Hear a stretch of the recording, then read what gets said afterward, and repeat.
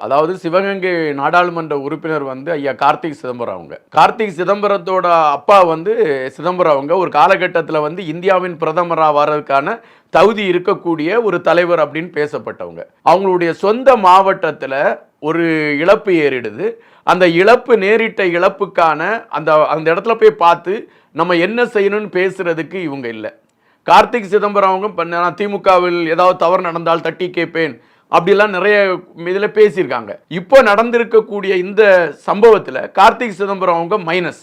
எங்க போனாங்க, என்ன கருத்து பதிவுபட்டாங்கன்னு இல்லை. காங்கிரஸை பொறுத்த மட்டில் ஒட்டுமொத்தமான ஒரு மௌனத்தை அவங்க கடைபிடிச்சிட்டாங்க. அவங்கள பொறுத்த மட்டும் அவங்களுக்கு இருக்கு 4% வாக்கு. இப்போ அடுத்த தேர்தலில் நம்ம திமுக விட்டு வெளியே போய் வேற எது கூட கூட்டணி வச்சா இந்த 4% குறைஞ்சிரும். இல்லைன்னா நம்ம இந்த சமயத்துக்கு திமுகவுக்கு எதிராக நம்ம ஏதாவது கருத்து பதிவிட்டா நம்ம எங்கேயா நம்ம சார்ந்தவங்களை ஒரு எம்எல்ஏயா நிறுத்திடலாம், அது நமக்கு பறி போயிடலாம். இப்படிங்கிற கணக்கீட்டில் அவங்க இந்த உயிரை பற்றி எல்லாம் கவலைப்படல. அவங்க வந்து தன்னுடைய அரசியலையும் பதவியை மையப்படுத்திட்டு அமைதியாயிட்டாங்க. இதுதான் அங்க நடந்திருக்கு. அந்த தொகுதியின் நாடாளுமன்ற உறுப்பினரே சொல்லாத பட்சத்தில் விஜய் அவங்க அங்க போய் இவ்வளவு தூரம் பண்ணியிருக்காங்கன்னா அது வந்து நம்ம அதை எப்படி பார்க்குறேன்னு என்னால் புரிய முடியல.